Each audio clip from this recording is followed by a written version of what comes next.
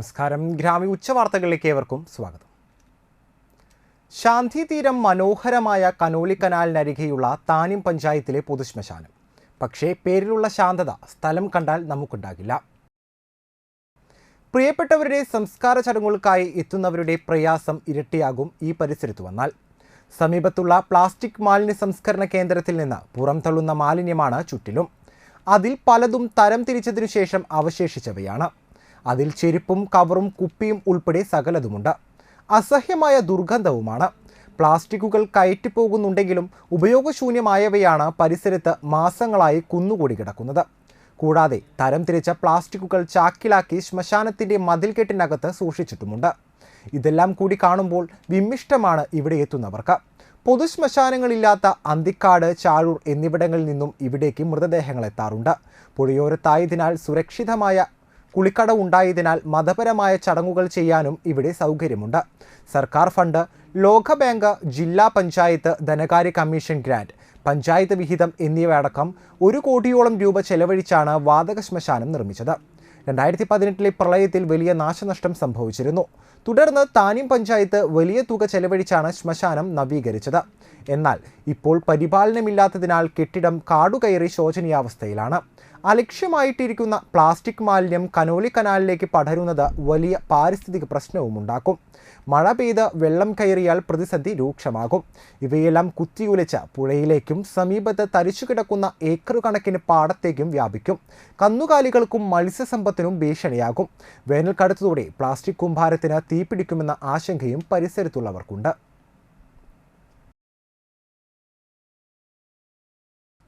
SNS സമാജം എടമുട്ടം ശ്രീ ഭദ്രാചല സുബ്രഹ്മണ്യ ക്ഷേത്രത്തിലെ പ്രതിഷ്ഠാദിന മഹോത്സവം, ഹനുമാൻ ജയന്തി എന്നിവ ഭക്തിനിർഭരമായി ആഘോഷിച്ചു. ക്ഷേത്രം തന്ത്രി ബ്രഹ്മശ്രീ നാരായൺകുട്ടി ശാന്തിയുടെ മുഖ്യ കാർമ്മികത്തിൽ ഗണപതി ഹവനം, കലശാഭിഷേകങ്ങളും വിശേഷാൽ പൂജകളും നടന്നു. പ്രസാദവൂട്ടും നടന്നു.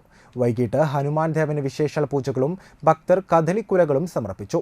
ക്ഷേത്രം മേൽശാന്തിമാരായ സന്ദീപ് ശാന്തി, സുജയ് ശാന്തി, സമാജം പ്രസിഡന്റ് ജിതേഷ് കാരയിൽ, സമാജം സെക്രട്ടറി അതുല്യ ഘോഷ് വെട്ടിയാട്ടിൽ, സമാജം ഗജാൻജി, സലിൽ മുളങ്ങിൽ, സമാജം വൈസ് പ്രസിഡന്റ് സുമോദ് എരനെഴുത്ത്, സമാജം ജോയിന്റ് സെക്രട്ടറിമാരായ രഞ്ജൻ എരുമത്തുരുത്തി, സുനിൽ അണക്കത്തിൽ, ജിനൻ വാഴപ്പുള്ളി, അജിത് കാരയിൽ തെക്കൂട്ട്, മറ്റു സമാജം കമ്മിറ്റി മെമ്പർമാരും നിരവധി ഭക്തജനങ്ങളും പങ്കെടുത്തു.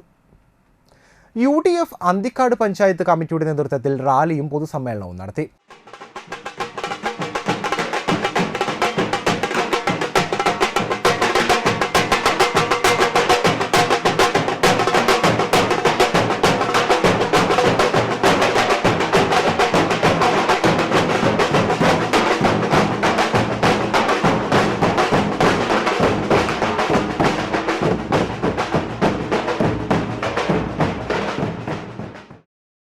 പുത്തൻപീടികയിൽ നിന്നും ആരംഭിച്ച റാലി അന്തിക്കാട് നടയിൽ സമാപിച്ചു. പൊതുസമ്മേളനം KPCC general secretary Deepthi Mary Varghese ഉദ്ഘാടനം ചെയ്തു. രാജ്യം ചർച്ച ചെയ്യുകയാണ് ഈ തെരഞ്ഞെടുപ്പിന്റെ പ്രത്യേകത എന്താണെന്നുള്ളത്. 10 വർഷക്കാലം ഭാരതീയ ജനതാ പാർട്ടി ഈ രാജ്യം ഭരിച്ചതിന് ശേഷം ഈ രാജ്യത്തിൽ ഇനി എന്താണ് ബാക്കിയുള്ളത് എന്ന് ചിന്തിക്കേണ്ട ഒരു തെരഞ്ഞെടുപ്പാണ് ആസന്നമായിരിക്കുന്നത്. BJPയുടെ നേതാക്കന്മാരൊക്കെ നമ്മളോട് ചോദിക്കുന്ന ഒരു സ്ഥിരം ചോദ്യമില്ല. 70 വർഷക്കാലത്തിലധികം രാജ്യം ഭരിച്ച കോൺഗ്രസ് എന്താണ് ചെയ്തത് എന്നുള്ളത് നമുക്കതിന് പറയാനുള്ള മറുപടി, കഴിഞ്ഞ 10 വർഷക്കാലം കൊണ്ട് ഭാരതീയ ജനതാ പാർട്ടി നരേന്ദ്രമോദിയുടെ നേതൃത്വത്തിൽ, BJPയുടെ നേതൃത്വത്തിൽ ഈ രാജ്യത്തിന് നഷ്ടപ്പെടുത്തിയതെല്ലാം കഴിഞ്ഞ 70 വർഷക്കാലത്തിലധികമായി ഇന്ത്യൻ നാഷണൽ കോൺഗ്രസ് ഈ രാജ്യത്തിന് നൽകിയതായി. KB രാജീവ് അധ്യക്ഷത വഹിച്ചു. Sunil Anthikad, CU Jacob, VK Mohanan, Usman Adiyadi, Usman Anthikad, Raziya Habeeb, Rameshan, Raghu Nallayil, Shine Pallipparambil, N Balagopalan, Bijesh Pannippulath, Sudheer Paduva, Kiran Thomas, Ashwin Alappuzha എന്നിവർ സംസാരിച്ചു.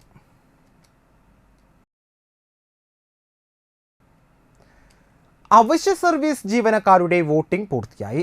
257 പേർ വോട്ട് രേഖപ്പെടുത്തി. ആബ്സെന്റി വിഭാഗത്തിൽപ്പെട്ട അവശ്യ സർവീസ് ജീവനക്കാർക്കുള്ള പോസ്റ്റൽ വോട്ടെടുപ്പ് പൂർത്തിയായി. ഏപ്രിൽ 21 മുതൽ 23 വരെ തൃശൂർ ലോക്സഭാ മണ്ഡലത്തിൽ ഉൾപ്പെട്ട 257 പേർ വോട്ട് രേഖപ്പെടുത്തി. കളക്ടറേറ്റിലുള്ള ജില്ലാ പ്ലാനിംഗ് ഹാളിലാണ് പ്രത്യേക പോസ്റ്റൽ വോട്ടിംഗ് സെന്റർ സജ്ജീകരിച്ചത്. ബുധനാഴ്ച മാത്രം 55 പേർ വോട്ട് ചെയ്തു. ഫോം 12 ഡിയിൽ വരണാധികാരിക്ക് അപേക്ഷ നൽകിയ പോളിംഗ് ദിവസം ഡ്യൂട്ടിയിലുള്ള അവശ്യ സർവീസ് ജീവനക്കാർക്കാണ് വോട്ട് ചെയ്യാൻ അവസരം ഒരുക്കിയിരുന്നത്. തൃശൂർ ലോക്സഭാ മണ്ഡലത്തിൽ 323 അവശ്യ സർവീസ് ജീവനക്കാരാണ് വോട്ടിങ്ങിന് അർഹനായിട്ടുള്ളത്. ഗുരുവായൂരിൽ 10, മണലൂരിൽ 29, ഒല്ലൂരിൽ 62, തൃശൂർ 50, നാട്ടിക 41, ഇരിഞ്ഞാലക്കുട 42, പുതുക്കാട് 89 എന്നിങ്ങനെയാണ് നിയോജക മണ്ഡലാടിസ്ഥാനത്തിലുള്ള കണക്ക്.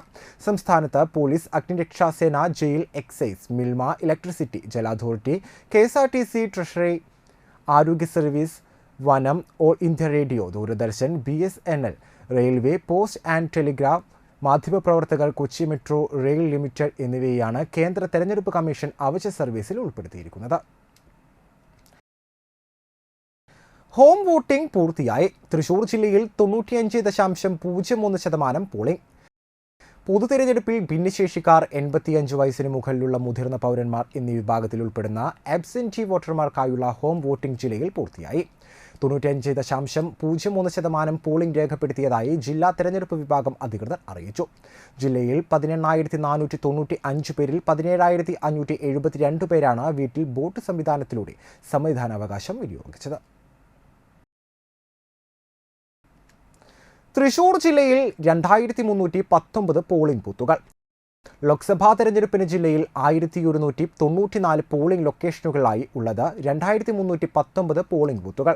ചേലക്കര 177, കുന്നംകുളം 174, ഗുരുവായൂർ 189, മണലൂർ 190, വടക്കാഞ്ചേരി 181, ഒല്ലൂർ 185, തൃശൂർ 161, നാട്ടിക 180, കൈപ്പമംഗലം 153, ഇരിഞ്ഞാലക്കുട 181, പുതുക്കാട് 189, ചാലക്കുടി 185, കൊടുങ്ങല്ലൂർ 174 എന്നിങ്ങനെയാണ് നിയോജക മണ്ഡലം തിരിച്ചുള്ള കണക്ക്. തൃശൂർ ലോക്സഭാ മണ്ഡലത്തിൽ മാത്രം 1275 പോളിംഗ് ബൂത്തുകളും 6 ഓക്സിലറി ബൂത്തുകളും ഉൾപ്പെടെ 1281 ബൂത്തുകളാണ് ഉള്ളത്. ഗുരുവായൂർ 189, മണലൂർ 190, ഒല്ലൂർ 185, തൃശൂർ 161, നാട്ടിക 180, ഇരിഞ്ഞാലക്കുട 181, പുതുക്കാട് 189 എന്നിങ്ങനെയാണ് ബൂത്തുകളുടെ എണ്ണം. ഒല്ലൂരിൽ 2 വീതവും നാട്ടികയിൽ 6 വീതവും ഓക്സിലറി ബൂത്തുകളും സജ്ജമാണ്. വടാനപ്പള്ളി നോർത്ത് മഹൽ കമ്മിറ്റി വഴിയാത്രക്കാർക്കായി ഒരുക്കിയ കുടിവെള്ളം നൽകുന്ന കൂള മഹൽ ഇമാം അബൂബക്കർ സഖാഫി പന്തല്ലൂർ ഉദ്ഘാടനം ചെയ്ത് പൊതുജനങ്ങൾക്ക് സമർപ്പിച്ചു. മഹൽ പ്രസിഡന്റ് അഹമ്മദ് മുസ്ലിയാർ അധ്യക്ഷത വഹിച്ചു. Secretary Shamshad Ahammed, treasurer Basheer Rayam Marakkar, vice president Piyush Shameer, മുൻ കമ്മിറ്റി സെക്രട്ടറി ഖാദർ ചേലോട്, ഉസ്മാൻ തൃത്തല്ലൂർ, മറ്റു മഹൽ പ്രവർത്തക സമിതി അംഗങ്ങൾ എന്നിവർ ചടങ്ങിൽ പങ്കെടുത്തു. വെള്ളം ഒരാൾക്കും തടയാൻ പാടില്ല എന്ന് ഹബീബായ മുത്തുനബി സല്ലല്ലാഹു അലൈഹി വസല്ലം തങ്ങൾ പ്രത്യേകം നിർദ്ദേശം നൽകിയിട്ടുണ്ട്. വെള്ളം ഒരു മനുഷ്യനെ സംബന്ധിച്ചിടത്തോളം അവൻ്റെ ജീവിതത്തിൻ്റെ അവിഭാജ്യ ഘടകമാണ്. നമ്മുടെ ദാഹശമനത്തിനു വേണ്ടി വിവിധങ്ങളായ പാനീയങ്ങളും മറ്റുമെല്ലാം ലഭിക്കുമെങ്കിലും വെള്ളം കൊണ്ട് കിട്ടുന്ന ആ ഉപകാരം മറ്റൊന്നും ചെയ്യാൻ കഴിയില്ല എന്നത് ഒരു യാഥാർത്ഥ്യമാണ്. ഈ അതികഠിനമായ ചൂടുള്ള സമയത്ത് നമ്മളൊക്കെ യാത്ര ചെയ്യുമ്പോൾ പലപ്പോഴും 20 രൂപയുടെയും മറ്റുമൊക്കെ ബോട്ടിൽ വാങ്ങി നാം വെള്ളം ഉപയോഗിക്കാറുണ്ട്. എന്നാൽ ഇങ്ങനത്തെ ഒരു സാഹചര്യത്തിൽ നമ്മുടെ ഹൈവേയിലൂടെ യാത്ര ചെയ്യുന്ന എല്ലാ വിഭാഗം ജനങ്ങൾക്കും അവരുടെ ആവശ്യത്തിനനുസരിച്ച് തണുപ്പുള്ളതും ഇല്ലാത്തതുമായ വെള്ളം അവരുടെ ദാഹശമനത്തിന് വേണ്ടി കൊടുക്കുക എന്ന് പറയുന്നത് ഒരു വലിയ ധർമ്മമായി പരിശുദ്ധ ഇസ്ലാം കാണുകയാണ്.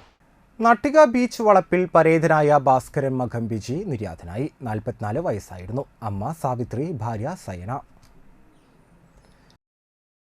ഇതോടുകൂടി ഗ്രാമീയ ഉച്ചവാർത്തകൾ ഇവിടെ അവസാനിച്ചു. നമസ്കാരം.